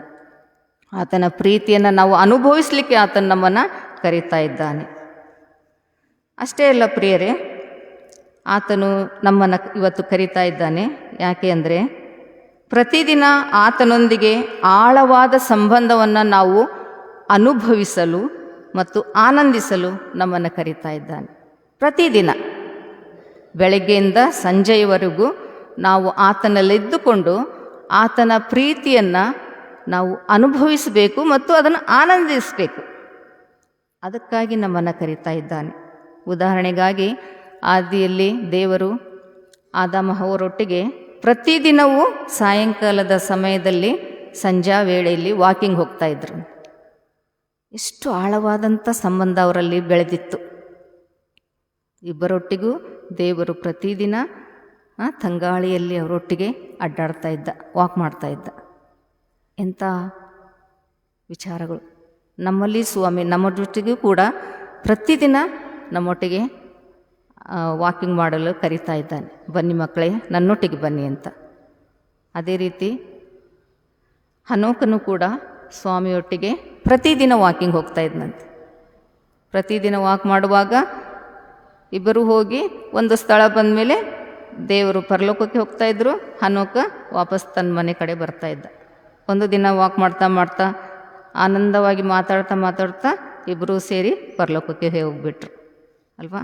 ಅದಕ್ಕೆ ದೇವ್ರ ವಾಕ್ಯ ಹೇಳ್ತಿದೆ, ಯಾವನು ದುಷ್ಟರ ಆಲೋಚನೆಯಂತೆ ನಡೆಯದೆ, ಪಾಪಾತ್ಮರ ಮಾರ್ಗದಲ್ಲಿ ನಿಂತುಕೊಳ್ಳದೆ, ಧರ್ಮ ನಿಂದಕರೊಡನೆ ಕೂತುಕೊಳ್ಳದೆ, ಯೆಹೋವನ ಧರ್ಮಶಾಸ್ತ್ರದಲ್ಲಿ ಆನಂದ ಪಡುವವನಾಗಿ ಅದನ್ನೇ ಹಗಲಿರುಳು ಧ್ಯಾನಿಸುತ್ತಿರುವನು ಅವನು ಎಷ್ಟೋ ಧನ್ಯನು. ನಾವು ನಿಂತ್ಕೊಳ್ಟ್ರು ಎಲ್ಲಿ ನಿಂತಿದ್ದೇವೆ? ಯಾರೊಟ್ಟಿಗೆ ನಿಂತಿದ್ದೇವೆ? ಸ್ವಾಮಿಯೊಟ್ಟಿಗೆ ನಿಂತಿದ್ದೇವಾ ಅಥವಾ ದುಷ್ಟರೊಟ್ಟಿಗೆ ನಾವು ನಿಂತ್ಕೊಂಡಿದ್ದೇವಾ? ಅಥವಾ ಅವರೊಟ್ಟಿಗೆ ನಡೀತಾ ಇದ್ದೇವಾ? ದೇವರೊಟ್ಟಿಗೆ, ದೇವರು ನಮ್ಮೊಟ್ಟಿಗಿದ್ದು ನಾವು ನಡೀತಾ ಇದ್ದೇವೆ. ನಮ್ಮ ಮಾತುಗಳು ಹೇಗೆ? ನಾವು ಯಾರೊಟ್ಟಿಗೆ ಕೂತ್ಕೊಂಡಿದ್ದೇವೆ? 4 ಜನ ಕೂತ್ಕೊಂಡಿದ್ದೇವೆ ಅಂದರೆ ನಮ್ಮ ಮಾತುಗಳು ಹೇಗಿರಬೇಕು? ಧರ್ಮ ನಿಂದಕರೊಡನೆ ಅಂದರೆ ಹೀಯಾಳಿಸುವಂಥವ್ರು, ಪ್ರತಿಯೊಂದನ್ನು ಹೀಯಾಳಿಸುವಂಥವ್ರು, ಬೈಯುವಂಥವ್ರು, ಧರ್ಮದ ವಿರೋಧಿಗಳು, ಯೇಸುವಿಗೆ ವಿರೋಧವಾಗಿ ಮಾತನಾಡುವಂಥವ್ರು, ಅಂಥವ್ರೊಟ್ಟಿಗೆ ನಾವು ಕೂತಿದ್ದೇವೆಯಾ, ನಡೆದಿದ್ದೇವೆಯಾ? ನಾವು ವಿಚಾರ ಮಾಡಬೇಕು. ಸ್ವಾಮಿ ಕರೀತಾ ಇದ್ದಾನೆ, ನನ್ನೊಟ್ಟಿಗೆ ಬನ್ನಿರಿ, ಅವ್ರನ್ನೆಲ್ಲ ಬಿಟ್ಟು ಹಾಕಿ, ನಾನು ನಿಮ್ಮೊಟ್ಟಿಗೆ ಪ್ರತಿದಿನ ನಡೀಲಿಕ್ಕೆ ಬರ್ತೇನೆ, ಕೂತ್ಕೊಳ್ತೇನೆ ಅಂತ ಸ್ವಾಮಿ ನಮ್ಮನ್ನು ಕರೀತಾ ಇದ್ದಾನೆ. ಹಾಗಾದರೆ ಪ್ರಿಯರೇ, ಎರಡನೇದಾಗಿ ಆತನು ಕರೀತಾ ಇದ್ದಾನೆ, ನೀವು ನನ್ನ ರಾಯಭಾರಿಗಳಾಗಲು ನಾನು ನಿಮ್ಮನ್ನು ಕರೀತಾ ಇದ್ದೇನೆ ಅಂತ ಹೇಳ್ತಾ ಇದ್ದಾನೆ. ಈ ದೇವರ ವಾಕ್ಯದಲ್ಲಿ ಹೀಗೆ ಬರೆದಿದೆ, ನಾವು ದೇವರ ಅಥವಾ ಕ್ರಿಸ್ತನ ರಾಯಭಾರಿಗಳು. 2 ಕೊರಿಂಥ 5:20 ಹೇಳ್ತದೆ, ನಾವು ಕ್ರಿಸ್ತನ ರಾಯಭಾರಿಗಳು. ರಾಯಭಾರಿಗಳು ಅಂದರೆ ಅದು ಉನ್ನತವಾದಂಥ ಹುದ್ದೆ. ರಾಯಭಾರಿ ನಮ್ಮ ದೇಶವನ್ನು ಇನ್ನೊಂದು ದೇಶದಲ್ಲಿ ಹೋಗಿ ನಮ್ಮ ದೇಶವನ್ನು ಪ್ರತಿನಿಧಿಸುವಂಥ ವ್ಯಕ್ತಿ ರಾಯಭಾರಿ. ಆತನಲ್ಲಿ ಯಾವ ಗುಣಗಳು ಇರ್ತವೆ ಅಂದರೆ, ಆತನು ನ್ಯಾಯವಂತ, ನಾಗರಿಕರನ್ನು ರಕ್ಷಿಸುವ ಜವಾಬ್ದಾರಿಯನ್ನು ಹೊತ್ತುಕೊಂಡಂಥ ವ್ಯಕ್ತಿ. ಆತನು ಪ್ರಾಮಾಣಿಕವಾಗಿರಬೇಕು, ಬುದ್ಧಿವಂತನಾಗಿರಬೇಕು, ನಿಷ್ಕಪಟಿಯಾಗಿರಬೇಕು, ತಾಳ್ಮೆಯುಳ್ಳವನಾಗಿರಬೇಕು. ಅಂಥವನಿಗೆ ರಾಯಭಾರಿ ಕೆಲಸ ಮಾಡಲಿಕ್ಕೆ ಯೋಗ್ಯನಾಗಿರ್ತಾನೆ. ನಮ್ಮ ದೇಶವನ್ನು ಪ್ರತಿನಿಧಿಸುವಂಥ ವ್ಯಕ್ತಿ. ಅವನನ್ನು ನೋಡಿದರೆ ಬೇರೆ ದೇಶದಲ್ಲಿ ಇಂಡಿಯಾ ಹೀಗಿದೆ ಅಂತ ಹೇಳಬಹುದು, ಆ ಒಬ್ಬ ವ್ಯಕ್ತಿಯನ್ನು ನೋಡಿದರೆ. ಅಂಥ ಒಳ್ಳೆಯ ಗುಣಗಳನ್ನು ಆತನು ಧರಿಸಿಕೊಂಡವನಾಗಿರಬೇಕು. ಪ್ರಿಯರೇ, ನಾವು ಪರಲೋಕ ಸಂಸ್ಥಾನದವರು. ನಾವು ಈ ಲೋಕಕ್ಕೆ ರಾಯಭಾರಿಗಳಾಗಿ ಕಳಿಸಲ್ಪಟ್ಟಿದ್ದೇವೆ. ನಾವು ಇಲ್ಲಿ ಇರೋದು, ಈ ಲೋಕದಲ್ಲಿ ಪ್ರದರ್ಶಿಸುವುದು ಪರಲೋಕವನ್ನು. ನಮ್ಮನ್ನು ನೋಡಿದಂಥ ಜನ, ಓ ಇವರು ಪರಲೋಕ ಸಂಸ್ಥಾನದವರು ಅಂತ ಹೇಳಬೇಕು. ಪರಲೋಕದಲ್ಲಿರುವ ತಂದೆಯನ್ನು ನಾವು ಪ್ರಚುರಪಡಿಸ್ತಾ ಇದ್ದೇವೆ. ಆತನನ್ನು, ನಮ್ಮನ್ನು ನೋಡುವಂಥವರು, ನಮ್ಮನ್ನು ನೋಡಿದಂಥವರು ಆ ದೇವರನ್ನು ನೋಡುವಂಥವರಾಗಿರಬೇಕು. ನಮ್ಮ ಗುಣಗಳನ್ನು ಅರ್ಥ ಮಾಡಿಕೊಂಡವರು ದೇವರ ಗುಣಗಳು ಹೀಗೆ ಇವೆ ಅಂತ ತಿಳ್ಕೋಬೇಕು. ಹಾಗಾದರೆ ನಮ್ಮಲ್ಲಿ ಆ ದೇವರ ಗುಣಗಳು ಇವೆಯಾ? ಉದಾಹರಣೆಗಾಗಿ ದೇವರು ಪ್ರೀತಿ ಸ್ವರೂಪನು ಎಂಬುದಾಗಿ ಬರೆದಿದೆ. ಆ ಪ್ರೀತಿಸುವ ಗುಣ ದೇವರಲ್ಲಿದ್ದಂತೆ ನಮ್ಮಲ್ಲಿಯೂ ಇದ್ದರೆ ನಮ್ಮನ್ನು ನೋಡುವಂಥ ಜನರು, ಓ ದೇವರು ಪ್ರೀತಿ ಸ್ವರೂಪಿ ಆಗಿದ್ದಾನೆ ಎಂಬುದಾಗಿ ತಿಳ್ಕೊಳ್ಬೇಕು, ನಮ್ಮ ಪ್ರೀತಿಯನ್ನು ನೋಡಿ. ಹಾಗಾದರೆ ದೇವರು ಈ ಲೋಕದ ಮೇಲೆ ಪ್ರೀತಿನಿಟ್ಟು ತನ್ನ ಒಬ್ಬನೇ ಮಗನನ್ನು ಕಳಿಸಿಕೊಟ್ಟಂಥ ಯೇಸು ಸ್ವಾಮಿ ಕೂಡ ಪ್ರೀತಿಯನ್ನೇ ತೋರಿಸಿದ ನಮಗೆ. ಏನು ಮಾಡಿದ? ಕೇವಲ ಬಾಯಿ ಮಾತಿನಿಂದ ನಾನು ನಿಮ್ಮನ್ನು ಪ್ರೀತಿಸ್ತೇನೆ ಅಂತ ಹೇಳಲಿಲ್ಲ ಪ್ರಿಯರೇ. ಆ ಕಲ್ವರಿ ಶಿಲುಬೆಯ ಮೇಲೆ ನನಗೋಸ್ಕರ, ನಿಮಗೋಸ್ಕರ ಪ್ರಾಣವನ್ನು ಅರ್ಪಿಸುವುದರ ಮೂಲಕ ತನ್ನ ಪ್ರೀತಿಯನ್ನು ಕ್ರಿಯೆಯಲ್ಲಿ ತೋರಿಸಿದ. ಆ ಪ್ರೀತಿ ನಮ್ಮಲ್ಲಿ ಇರಬೇಕು. ನಮ್ಮ ಪ್ರೀತಿ ಕೂಡ ಕೇವಲ ಬಾಯಿ ಮಾತಾಗಿರದೆ ಕ್ರಿಯೆಯಲ್ಲಿ ಬರಬೇಕಂತೆ. ಹಾಗಾದರೆ ಯಾವ ರೀತಿಯಾದಂಥ ಕ್ರಿಯೆಗಳನ್ನು ನಾವು ಮಾಡಬೇಕು? 1 ಕೊರಿಂಥ 13 ಪ್ರೀತಿಯ ಬಗ್ಗೆ ಹೇಳಿದೆಯಲ್ಲ, ಆ ವಚನಗಳಲ್ಲಿ 15 ಕ್ರಿಯೆಗಳು ಇವೆ ಪ್ರಿಯರು. ಹಾಗಾದರೆ ಪ್ರೀತಿ ಎಲ್ಲಿರ್ತದೆ ಅಲ್ಲಿ ಕ್ರಿಯೆ ನಡೀತಾ ಇರ್ತದೆ. ಆ 15 ಕ್ರಿಯೆಗಳನ್ನು ನಾನು ಹೇಳ್ತೇನೆ. ಪ್ರೀತಿ ತಾಳ್ಮೆಯುಳ್ಳದ್ದು 1ನೇ ಕ್ರಿಯೆ. ಯಾರಲ್ಲಿ ತಾಳ್ಮೆ ಇದೆಯೋ ಅಲ್ಲಿ ಪ್ರೀತಿ ಇದೆ. ಯಾರಲ್ಲಿ ಪ್ರೀತಿ ಇದೆ ಅಲ್ಲಿ ದೇವರ ಸ್ವರೂಪ ಇದೆ. ನಾವು ಪ್ರೀತಿಸುವರಾದರೆ ನಾವು ದೇವರನ್ನು ಧರಿಸಿಕೊಂಡಂಥವರು, ಆತನನ್ನು ಜನರಿಗೆ ಪ್ರಚುರಪಡಿಸುವಂಥವರು. ಪ್ರೀತಿ ದಯೆ ತೋರಿಸುವುದು 2ನೇದು. ಹೊಟ್ಟೆ ಕಿಚ್ಚು ಪಡುವುದಿಲ್ಲ. ನೋಡಿ, ನಾವು ನಮ್ಮ ಪ್ರಿಯರಿಗೆ ಐ ಲವ್ ಯು ಅಂತ ಹೇಳ್ತೇವೆ, ಎಲ್ಲರಿಗೂ ಹೇಳ್ತೇವೆ ಅಲ್ಲ, ಐ ಲವ್ ಯು ಫ್ರೆಂಡ್ಸ್ಗೆ ಹೇಳ್ತಿರ್ತೇವೆ. ಮತ್ತು ಹೊಟ್ಟೆ ಕಿಚ್ಚು ಪಡೋದೆ. ಅವ್ರು ಬೆಳೀತಾ ಇದ್ದಾರೆ ಅಂದರೆ ಅವರನ್ನು ಹೇಗೆ ಮಾಡಿ ನಾನು ಕಾಲು ಹಿಡಿದು ಎಳಿಬೇಕು ಹಾಗಾದರೆ ಅಲ್ಲಿ ಐ ಲವ್ ಹೇಳಿದ್ರಲ್ಲಿ ಇಲ್ಲ, ಏನೂ ಅದಕ್ಕೆ ಉಪಯೋಗ ಇಲ್ಲ, ಕ್ರಿಯೆಯಲ್ಲಿ ಇಲ್ಲವೇ ಇಲ್ಲಲ್ಲ, ಬರೀ ಬಾಯಿ ಮಾತಿನಿಂದ ಹೇಳಿದಾಗ ಆಯಿತು. ಹಾಗಾದರೆ ನಮ್ಮ ಪ್ರೀತಿ ಕ್ರಿಯೆಯಲ್ಲಿ ಇರಬೇಕು ಅಂದರೆ ಹೊಟ್ಟೆ ಕಿಚ್ಚು ಪಡಬಾರದಂತೆ. ಹೊಗಳಿಕೊಳ್ಳುವುದಿಲ್ಲ. ನಮ್ಮನ್ನು ಯಾರಾದರೂ ಹೊಗಳದೇ ಇದ್ದರೆ ನಮಗೆ ಸಿಟ್ಟು ಬಂದುಬಿಡುತ್ತೆ ಅಲ್ವಾ? ನಮ್ಮನ್ನು ಹೊಗಳ್ತಾ ಇರಬೇಕು ಎಲ್ಲರೂ ಜನರು, ನಮ್ಮ ಬಯಕೆ ಅದು. ಹಾಗಾದರೆ ಇಲ್ಲಿ ದೇವರಾಕಿ ಹೇಳೋ ಪ್ರಕಾರ ಎಲ್ಲಿ ಪ್ರೀತಿ ಇರುತ್ತೆ ಅಲ್ಲಿ ಹೊಗಳಿಕೊಳ್ಳುವಂಥ ವಿಚಾರ ಬರೋದಿಲ್ಲ, ಉಬ್ಬಿಕೊಳ್ಳುವುದಿಲ್ಲ, ನಾನೇ ನಾನೇ ಅನ್ನುವಂಥದ್ದು ಬರಲ್ಲ ಅಲ್ಲಿ. ಮರ್ಯಾದೆಗೆಟ್ಟು ನಡೆಯುವುದಿಲ್ಲ. ನೋಡಿ, ಒಳ್ಳೆಯ ಗುಣಗಳು ನಮ್ಮಲ್ಲಿ ಇದ್ದಾವೆ ಅಂದರೆ ಅಲ್ಲೇ ಪ್ರೀತಿ ಇರ್ತದೆ. ದೇವರು ನಮ್ಮಿಂದ ಅಪೇಕ್ಷಿಸುವುದು ಅಷ್ಟೇ, ಪ್ರೀತಿ, ಎರಡೇ ಅಕ್ಷರ. ಆ ಭಾರವನ್ನು ನಾವು ನಿಭಾಯಿಸಲಿಕ್ಕೆ ಶಕ್ತರಾಗಬೇಕು. ಬಹಳ ಹಗುರವಾದಂಥ ಹೊರೆ, ಬಟ್ 15 ಕೆಲಸಗಳನ್ನು ಮಾಡಲಿಕ್ಕೆ ಹೇಳ್ತಾ ಇದೆ ಅದು. ಎರಡೇ ಅಕ್ಷರ ಇರುವಂಥ ಪ್ರೀತಿ 15 ಕೆಲಸ ಮಾಡಬೇಕು ನೀನು ಅಂತ ಹೇಳ್ತಾ ಇದೆ. ಕಠಿಣ ಅಲ್ವಾ? ಇಲ್ಲ ಪ್ರಿಯರೇ, ನಾವು ದೇವರಿಗೆ ಸರಿಯಾಗಿ ನಡೆದುಕೊಂಡ್ರೆ ಅಷ್ಟೇ. ಅದರಿಂದ ಕೆಲಸ ಏನು ಮಾಡಬೇಕಾಗಿಲ್ಲ, ನಾವು ಹೊಟ್ಟೆ ಕಿಚ್ಚು ಕೊಡಬಾರ್ದು ಅಷ್ಟೇ. ಅದು ಮಾನಸಿಕವಾದಂಥ ಕೆಲಸ, ಕ್ರಿಯೆಗಳಿಲ್ಲ, ಅದು ಒಂದು ಕ್ರಿಯೆ. ಹಾಗೆ ಮಾಡಬೇಕಂತೆ. ಮರ್ಯಾದೆಗೆಟ್ಟು ನಡೆಯುವುದಿಲ್ಲ, ಸ್ವಪ್ರಯೋಜನ ಚಿಂತಿಸುವುದಿಲ್ಲ, ಸಿಟ್ಟುಗೊಳ್ಳುವುದಿಲ್ಲ. ಇದು ಇಂಪಾರ್ಟೆಂಟ್. ದೇವರು ಸಿಟ್ಟನ್ನು ಬಹಳ ಕೋಪಿಸಿಕೊಳ್ಳುವುದರಲ್ಲಿ ಬಹಳ ಸ್ಲೋ ಅಂತೆ ದೇವರು. ಹಾಗೆ ನಾವು ಕೂಡ ಸಿಟ್ಟಿಗೇಳಬಾರ್ದು. ಸಿಟ್ಟು ನಮಗೆ ಆದಷ್ಟು ಕಡಿಮೆ ಮಾಡಿಕೊಂಡು ಹೋಗಬೇಕಂತೆ. ಆವಾಗ ನಾವು ದೇವರ ಪ್ರೀತಿಯನ್ನು, ದೇವರ ಪರಲೋಕದ ಒಂದು ಸಂಸ್ಥಾನದವರು ನಾವು ಅಂತ ಹೇಳಿಕೊಳ್ಳಿಕ್ಕೆ ಆಗುತ್ತೆ. ನಾವು ದೇವರ ಸ್ವರೂಪಗಳು ಅಂತ ಹೇಳಲಿಕ್ಕೆ ಆಗುತ್ತೆ. ಅಪಕಾರವನ್ನು ಮನಸ್ಸಿನಲ್ಲಿಟ್ಟುಕೊಳ್ಳುವುದಿಲ್ಲ, ಅನ್ಯಾಯವನ್ನು ನೋಡುವುದಿಲ್ಲ, ಅನ್ಯಾಯವನ್ನು ಸಹಿಸುವುದಿಲ್ಲ, ಅನ್ಯಾಯಕ್ಕೆ ಒತ್ತು ಕೊಡುವುದಿಲ್ಲ, ಅನ್ಯಾಯವನ್ನು ಬೆಂಬಲಿಸುವುದಿಲ್ಲ. ನೋಡಿ, ಅನ್ಯಾಯ ಮಾಡುವುದಷ್ಟೇ ಅಲ್ಲ, ಬೆಂಬಲ ಕೊಡೋದು ಕೂಡ ಅಲ್ಲ. ಅದು ನಾವು ದೇವರ ಮಕ್ಕಳು ಅಂತ ಹೇಳಲಿಕ್ಕೆ ಸಾಧ್ಯನೇ ಇಲ್ಲ. ನಾವು ಆತನ ರಾಯಭಾರಿಗಳು ಅಂತ ಹೇಳಲಿಕ್ಕೆ ಸಾಧ್ಯನೇ ಇಲ್ಲ. ನಾವು ಅನ್ಯಾಯಕ್ಕೆ ಬೆಂಬಲ ಕೊಟ್ಟರೆ ಅಥವಾ ಅನ್ಯಾಯವನ್ನು ನೋಡಿ ಸುಮ್ಮನಿದ್ರೂ ಕೂಡ ನಾವು ರಾಯಭಾರಿಗಳು ಅಲ್ಲ. ಅನ್ಯಾಯವನ್ನು ನಾವು ತಿರಸ್ಕಾರ ಮಾಡಬೇಕು, ಅದಕ್ಕೆ ವಿರುದ್ಧವಾಗಿ ಹೇಳಬೇಕು. ಅಲ್ಲಿ ಅನ್ಯಾಯ ನಡೀತಾ ಇದ್ದರೆ ಅದನ್ನು ನಾವು ನೋಡಿಕೊಂಡು ಸುಮ್ಮನೆ ಕೂರೋದು ಬೇಡ. ಆದ್ದರಿಂದ ನಾವು ಆತನ ರಾಯಭಾರಿಗಳಾದರೆ ಅನ್ಯಾಯಕ್ಕೆ ವಿರುದ್ಧವಾಗಿ ನಾವು ಮಾತಾಡಲೇಬೇಕು, ಅದನ್ನು ತಮ್ಮನಗೊಳಿಸಬೇಕು. ಸತ್ಯಕ್ಕೆ ನಾವು ಸತ್ಯಕ್ಕೆ ಎಸ್ ಅಂತ ಹೇಳಬೇಕು. ಸತ್ಯವನ್ನು ಸುಳ್ಳು ಮಾಡೋದು, ಸುಳ್ಳನ್ನು ಸತ್ಯ ಮಾಡುವಂಥವರ ಜೊತೆ ಸೇರಿ ನಾವು ಜೈ ಜೈ ಅಂತ ಹೋಗಬಾರ್ದು. ಹಂಗೂ ಸೈ ಹಿಂಗೂ ಸೈ, ಸತ್ಯವನ್ನು ಹೇಳೋದು, ಸುಳ್ಳಿಗೂ ಜೈ ಅಂತ ಹೇಳುವುದು, ಆ ಕೆಲಸ ಬೇಡ.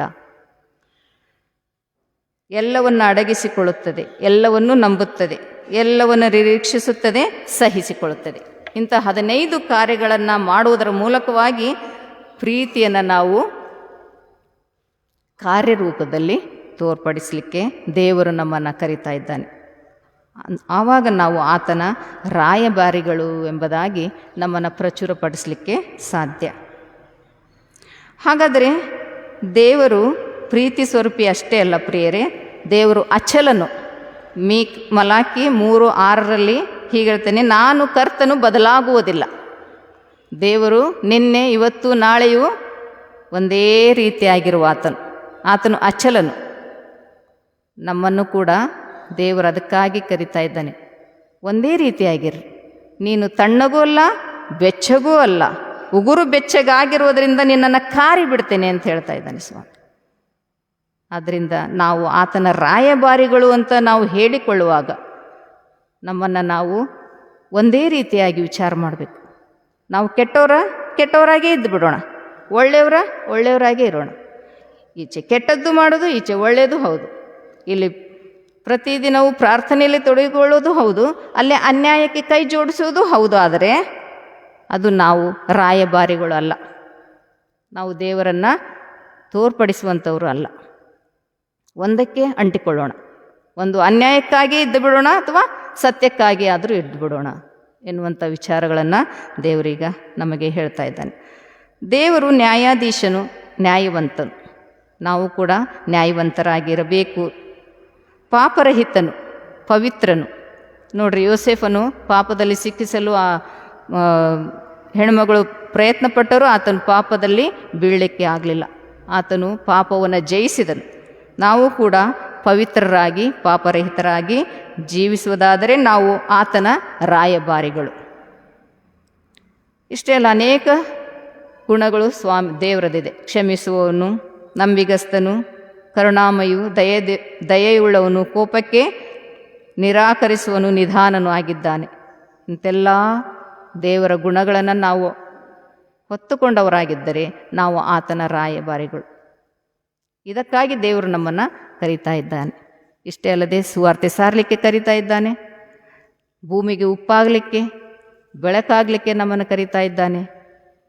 ಅಕಸ್ಮಾತ್ ನಾವು ಆತನ ಕರೆಗೆ ಓಗೊಟ್ಟರೆ ಸರಿ, ಓಗೊಡದೇ ಇದ್ದರೆ 1ನೇ ಜ್ಞಾನೋಕ್ತಿಗಳ ಪುಸ್ತಕ 1ನೇ ಅಧ್ಯಾಯದಲ್ಲಿ 24ನೇ ವಚನವನ್ನು ನಾವು ನೋಡುವಾಗ ಹೀಗೆ ಬರೆದಿದೆ: ನಾನು ಕರೆದಾಗ ನೀವು ತಿರಸ್ಕರಿಸಿದಿರಿ, ಕೈ ಚಾಚಿದರೂ ಗಮನಿಸಲಿಲ್ಲ. ಆದ ಕಾರಣ ಬಿರುಗಾಳಿಯಂತೆ ಅಪಾಯವು, ತುಫಾನಿನಂತೆ ಆಪತ್ತು ಬಂದು ನಿಮಗೆ ಶ್ರಮ ಸಂಕಟಗಳು ಸಂಭವಿಸುವವು. ಹಾಗಾದರೆ ನೋಡ್ರಿ ಪ್ರಿಯರೇ, ಆತನು ಕರೆದಾಗ ನಾವು ಓಗೊಡದಿದ್ದರೆ ಈ ಒಂದು ಕಾನ್ಸಿಕ್ವೆನ್ಸ್ ನಾವು ಹೊಂದ್ಕೊಳ್ಬೇಕಾಗುತ್ತೆ. ಆದ್ದರಿಂದ ಈ ಸಮಯದಲ್ಲಿ ನಾವು ವಿಚಾರ ಮಾಡೋಣ, ಆತನ ಕರೆಗೆ ಓಗೊಡೋಣವಾ ಅಥವಾ ಬೇಡವಾ? ಅದು ನಮಗೆ ಬಿಟ್ಟ ಸಂಗತಿ. ನಮ್ಮನ್ನು ನಾವು ಪರೀಕ್ಷೆ ಮಾಡಿಕೊಳ್ಳೋಣ. ದೇವರ ಕೃಪೆಗೆ ನಾವು ಪಾತ್ರರಾಗುವುದಕ್ಕೆ ಆತನ ಕರೆದಾಗ ಓಗೊಡೋಣ. ದೇವರು ಈ ವಾಕ್ಯವನ್ನು ಆಶೀರ್ವದಿಸಲಿ. ಆಮೇಲೆ ಪ್ರಾರ್ಥನೆ ಮಾಡೋಣ. ತಂದೆ ದೇವ, ಈ ಸಮಯದಲ್ಲಿ, ಈ ಬೆಳಗಿನ ಜಾವದಲ್ಲಿ ನಿನ್ನ ಆಲಯದಲ್ಲಿ ಬಂದು ಸ್ವಾಮಿ, ನಿನ್ನ ಕರೆಯನ್ನು ನಾವು ಕೇಳಿದ್ದೇವೆ. ನಿನ್ನ ಹೊರೆಯು ಹೌರವಾದದ್ದು ಸ್ವಾಮಿ. ನಮ್ಮ ಹೊರೆಗಳನ್ನು ನಿನ್ನ ಮೇಲೆ ಹಾಕಿ ನಿನ್ನಲ್ಲಿ ನಾವು ವಿಶ್ರಾಂತಿಯನ್ನು ಪಡೆದುಕೊಳ್ಳುವಂತೆ ಪ್ರೀತಿ ಎಂಬ 2 ಅಕ್ಷರವನ್ನು ನಾವು ನಮ್ಮ ಜೀವಿತದಲ್ಲಿ ಅಳವಡಿಸಿಕೊಂಡು ಸ್ವಾಮಿ, ನಿನ್ನ ಮಕ್ಕಳಾಗಿ ನಿನ್ನ ರಾಯಭಾರಿಗಳಾಗಿ ನಡೆಯುವ ಹಾಗೆ ಕೃಪೆ ಮಾಡೆಂಬುದಾಗಿ ಯೇಸುವಿನ ಮುದ್ದಾದ ನಾಮದಲ್ಲಿ ಬೇಡಿ ಹೊಂದಿದ್ದೇವೆ ತಂದೆಯೇ. ಆಮೇನ್.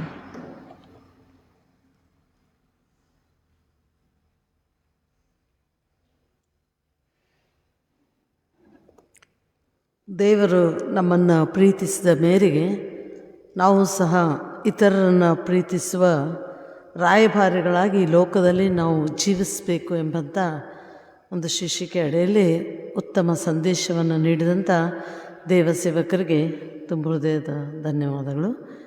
ಈಗ ನಾವು ಕಡೆಯದಾಗಿ ಹಾಡುವಂಥ ಸಂಗೀತಗಳಲ್ಲಿ 15ನೇ ಸಂಗೀತದ 1 ಮತ್ತು 2ನೇ ಚರಣವನ್ನು ರಾಗ ಮಾಡಿಕೊಳ್ಳೋಣ. ಸಂಗೀತ 15, 1 ಮತ್ತು 2ನೇ ಚರಣ. ಈ ಸಂಗೀತವನ್ನು ಹಾಡುವಾಗ ಇಂದು SSLC ಪರೀಕ್ಷೆಯನ್ನು ಎದುರಿಸ್ತಿರುವಂಥ ಎಲ್ಲ ಮಕ್ಕಳು ಮುಂದುಗಡೆ ಬರಬೇಕು. ಸಭಾಪಾಲಕರು ಅವರಿಗಾಗಿ ಪ್ರಾರ್ಥಿಸಬೇಕಾಗಿ ವಿನಂತಿಸಿಕೊಳ್ತೇವೆ. ಸಂಗೀತ 15, 1 ಮತ್ತು 2ನೇ ಚರಣ.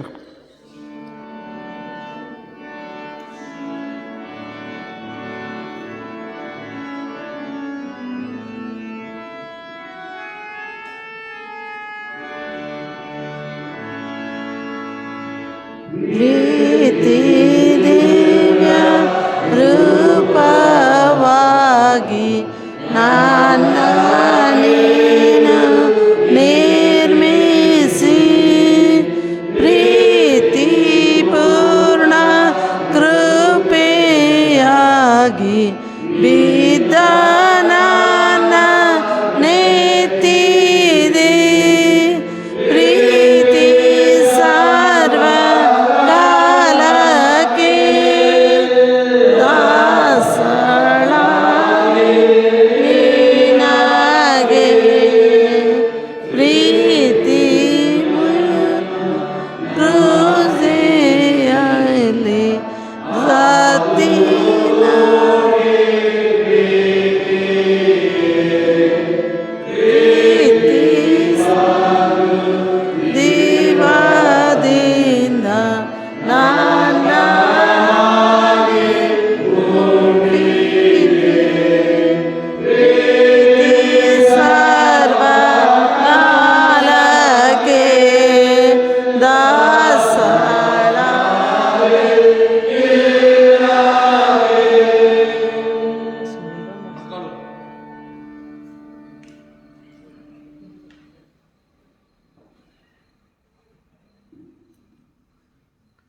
ಪ್ರಾರ್ಥನೆ ಮಾಡೋಣ. ಸರ್ವಜ್ಞಾನಿಯಾಗಿರುವ ಯೇಸು ಸ್ವಾಮಿಯಲ್ಲಿ ಪ್ರೀತಿಯುಳ್ಳ ದೇವರೇ, ಜ್ಞಾನದಲ್ಲಿಯೂ ದೇಹಬಲದಲ್ಲಿಯೂ ಸದೃಢವಾಗಿ ಬೆಳೆದು ನಮ್ಮೆಲ್ಲರಿಗೂ ಮಾದರಿಯಾಗಿರುವ ಆತನೇ, ಈ ದಿವಸ ವಿಶೇಷವಾಗಿ ನಿನ್ನನ್ನು ಸ್ತುತಿಸಿ ಕೊಂಡಾಡುತ್ತಾ ನಿನ್ನ ಈ ಪವಿತ್ರ ಸನ್ನಿಧಿಯಲ್ಲಿ ಮೊಣಕಾಲೂರಿರುವಂಥ ನಮ್ಮ ಪ್ರೀತಿಯ ಮಕ್ಕಳನ್ನು ನಿನ್ನ ಹಸ್ತಗಳಿಗೆ ಈ ದಿವಸ ಒಪ್ಪಿಸಿಕೊಡುತ್ತೇವೆ ದೇವರೇ. ತಮ್ಮ 10ನೇ ಕ್ಲಾಸಿನ ವಿದ್ಯಾಭ್ಯಾಸವನ್ನು ಇಡೀ ವರ್ಷ ಬಹಳ ಪರಿಶ್ರಮದಿಂದ ಮಾಡಿ ಈ ಹೊತ್ತಿನಿಂದ ಏಪ್ರಿಲ್ 2ನೇ ತಾರೀಕಿನವರೆಗೆ ನಡೆಯಲಿರುವಂಥ ಪರೀಕ್ಷೆಗಳಿಗೆ ಸಿದ್ಧರಾಗುತ್ತಾರೆ. ಇಡೀ ವರ್ಷ ಅವರನ್ನು ಕಾಪಾಡಿದ್ದಿ ದೇವರೇ. ಶಾಲೆಯಲ್ಲಿ ಅವರಿಗೆ ಬೋಧಿಸಿದ ಪಾಠಗಳನ್ನು ಅರ್ಥ ಮಾಡಿಕೊಳ್ಳುವಂತೆ ಸಹಾಯ ಮಾಡಿದ್ದಿ. ಹೆಚ್ಚುವರಿಯಾಗಿ ಮನೆಯಲ್ಲಿ ಕರ್ತನೆ ಎಲ್ಲ ಪಾಠಗಳನ್ನು ಮತ್ತೊಮ್ಮೆ ಎಂಬುದಾಗಿ ಓದಿ ಅರ್ಥ ಮಾಡಿಕೊಂಡು ಮನನ ಮಾಡಿಕೊಂಡು ಮನಸ್ಸಲ್ಲಿ ಎಲ್ಲವನ್ನ ಇಟ್ಟುಕೊಂಡು ಈ ಹೊತ್ತು ಪರೀಕ್ಷೆಗೆ ಪ್ರವೇಶ ಮಾಡುತ್ತಿದ್ದಾರೆ ದೇವರೇ. ಈ ಸಂದರ್ಭದಲ್ಲಿ ಅವರ ಮೇಲೆ ನಿನ್ನ ಜ್ಞಾನದ ಮಳೆ ಸುರಿಸು, ನೆನಪಿನ ಶಕ್ತಿ ಅವರಿಗೆ ದಯಪಾಲಿಸು. ಕೊಡಲ್ಪಟ್ಟ ಪ್ರಶ್ನೆ ಪತ್ರಿಕೆಯನ್ನು ಸ್ಪಷ್ಟವಾಗಿ ಓದಿ ಅರ್ಥ ಮಾಡಿಕೊಂಡು ದೇವರೇ ಅವರಿಗೆ ಮೊದಲಾಗಿ ನೆನಪಾಗುವ ಪ್ರಶ್ನೆಗಳನ್ನು ಬಿಡಿಸುವಂತೆ ಅಂದವಾಗಿ, ಸ್ಪಷ್ಟವಾಗಿ, ಸ್ವಚ್ಛವಾಗಿ ಬರೆಯುವಂತೆ, ಆ ಮೂಲಕವಾಗಿ ಸ್ವಾಮಿ ಅತ್ಯುತ್ತಮವಾದಂಥ ಮಾರ್ಕ್ಗಳನ್ನು ಪಡೆಯುವುದಕ್ಕೆ ಯೋಗ್ಯರಾಗುವಂತೆ ಆಶೀರ್ವದಿಸು. ಈ ಪರೀಕ್ಷಾ ವೇಳೆಯಲ್ಲಿ ಸ್ವಾಭಾವಿಕವಾಗಿ ಅವ್ರಿಗುಂಟಾಗುವ ಎಲ್ಲ ಒತ್ತಡ, ಭಾರ, ಭಯ ಅವರಿಂದ ತೆಗೆದುಹಾಕು. ಅಪ್ಪ ಅಮ್ಮನು ಪಟ್ಟ ಪ್ರಯಾಸ, ಕಷ್ಟವನ್ನು ಅವರ ನೆನಪಿಗೆ ತಂದುಕೊಡು ದೇವರೇ. ಅವ್ರಿಗೆ ಒಳ್ಳೆಯದಾಗಲಿ, ಅವರ ಭವಿಷ್ಯತ್ತು ಉಜ್ವಲವಾಗಲಿ ಎಂಬುದಾಗಿ ತಂದೆ ತಾಯಿಗಳು ಮಾಡಿದ ತ್ಯಾಗ, ಪ್ರಯಾಸ, ಅವರ ಬೆನ್ನ ಹಿಂದೆ ಇದ್ದು ಮಾಡಿದಂಥ ಎಲ್ಲ ರೀತಿಯ ಸಹಾಯ ನೆನೆಸಿಕೊಂಡು ಅವರೊಟ್ಟಿಗೆ ಇಡೀ ವರ್ಷ ಶಾಲೆಯಲ್ಲಿ ಶಿಕ್ಷಕರು ಪ್ರೀತಿಯಿಂದ ಕಲಿಸಿದ ಅವರನ್ನೂ ನೆನೆಸಿಕೊಂಡು ಮೇಲಾಗಿ ಜ್ಞಾನದ ಮೂಲವಾಗಿರುವ ನಿನ್ನ ಆಶೀರ್ವಾದವನ್ನು ಮನದಲ್ಲಿಯೇ ಬೇಡುತ್ತಾ ಈ ಪರೀಕ್ಷೆಗಳನ್ನು ದೇವರೇ ಎದುರಿಸುವಂತೆ ಸಹಾಯ ಮಾಡು. ಒಬ್ಬೊಬ್ಬರ ಮೇಲೆಯೂ ನಿನ್ನ ಆಶೀರ್ವಾದದ ಕೈಗಳು ನೆಲೆಯಾಗಿರಲಿ. ಅವರೊಟ್ಟಿಗೆ ನೆನೆದು ಈ ಪರೀಕ್ಷಾ ಸಂದರ್ಭದಲ್ಲಿ ಪರೀಕ್ಷೆಗೆ ಯಾವುದೇ ಅಡ್ಡಿ, ಆತಂಕ, ಅಭ್ಯಂತರ, ಅಪಾಯ, ಅಪಘಾತ, ಅನಾರೋಗ್ಯ ಕಾಡದ ಹಾಗೆ ಅವರೆಲ್ಲರೂ ಸುರಕ್ಷಿತವಾಗಿ ಹೋಗಿ ದೇವರ ಅತ್ಯುತ್ತಮವಾದ ರೀತಿಯಲ್ಲಿ ಪರೀಕ್ಷೆಗಳನ್ನು ಎದುರಿಸಿ ದಾಟಿ ಸುರಕ್ಷಿತವಾಗಿ, ಸಂತೋಷವಾಗಿ, ಹೆಮ್ಮೆಯಿಂದ ಮನೆಗೆ ಬರುವಂತೆ ಸಹಾಯ ಮಾಡು. ಅತ್ಯುತ್ತಮವಾದ ಪರಿಣಾಮ ಅವರವರ ತಂದೆ ತಾಯಿಗಳಿಗೆ ಕೀರ್ತಿ, ನಮ್ಮ ಸಭೆಗೆ ದೊಡ್ಡದಾದಂಥ ಒಂದು ಹೆಮ್ಮೆ ಪಡುವಂಥ ಸಂಗತಿ ಆಗುವಂತೆಯೂ, ಇವೆಲ್ಲವುಗಳಿಗಿಂತ ಮೇಲಾಗಿ ಈ ಮಕ್ಕಳ ಮೂಲಕ, ಅವರ ಈ ಸಾಧನೆಯ ಮೂಲಕ ದೇವರೇ ನಿನಗೆ ಮಹಿಮೆಯಾಗಲಿ. ಈ ಪರೀಕ್ಷೆಗಳು ಅವರ ಜೀವನದ ತಿರುವಾಗಿದೆ ಎಂಬುದನ್ನು ಯಾವಾಗಲೂ ಪರಿಗ್ರಹಿಸಿ ಅತ್ಯುತ್ತಮವಾದ ರೀತಿಯಲ್ಲಿ ಅವುಗಳನ್ನು ಬಿಡಿಸುವುದಕ್ಕೆ ಸಹಾಯ ಮಾಡು. ಒಬ್ಬರು ಎದ್ದು ಹೋಗಿದ್ದಾರೆ, ಪರೀಕ್ಷೆ ಆಯಿತು ಎಂಬುದಾಗಿ ಇನ್ನೊಬ್ಬರು ಅವಸರ ಮಾಡದೆ ಕೊಟ್ಟಂಥ ಸಮಯವನ್ನು ಪೂರ್ತಿಯಾಗಿ ಉಪಯೋಗಿಸಿ ಸರಿಯಾದ ರೀತಿಯಲ್ಲಿ ಅತ್ಯುತ್ತಮವಾದ ರೀತಿಯಲ್ಲಿ ಬರೆಯುವುದಕ್ಕೆ ಕೃಪೆ ಮಾಡೆಂದು ಬೇಡಿಕೊಳ್ಳುತ್ತಾ ಈ ಮಕ್ಕಳನ್ನು ಪರಿಶುದ್ಧವಾದ ಯೇಸುವೆ ನಿನ್ನ ಕೈಗಳಿಗೊಪ್ಪಿಸಿ ಹೊರಟು ಹೋಗುತ್ತೇವೆ. ಅವರೊಟ್ಟಿಗಿದ್ದುಕೊಂಡು ಎಲ್ಲ ದಿನಗಳು ಕಾಪಾಡಿ ನಡೆಸು. ಯೇಸು ಕ್ರಿಸ್ತನ ನಾಮದಲ್ಲಿ ಬೇಡಿದ್ದೇವೆ ತಂದೆಯೇ, ಆಮೆನ್.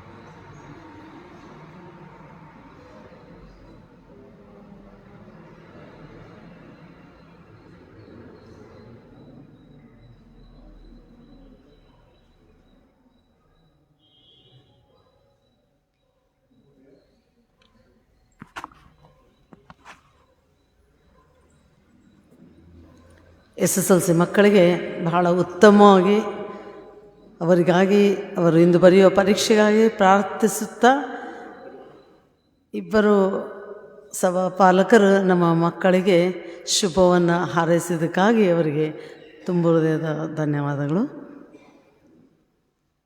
ನಾವು ಕಡೆಯದಾಗಿ ಕರ್ತನು ಕಲಿಸಿಕೊಟ್ಟಂಥ ಪ್ರಾರ್ಥನೆಯನ್ನು ರಾಗರೂಪವಾಗಿ ಹಾಡಿಕೊಳ್ಳೋಣ.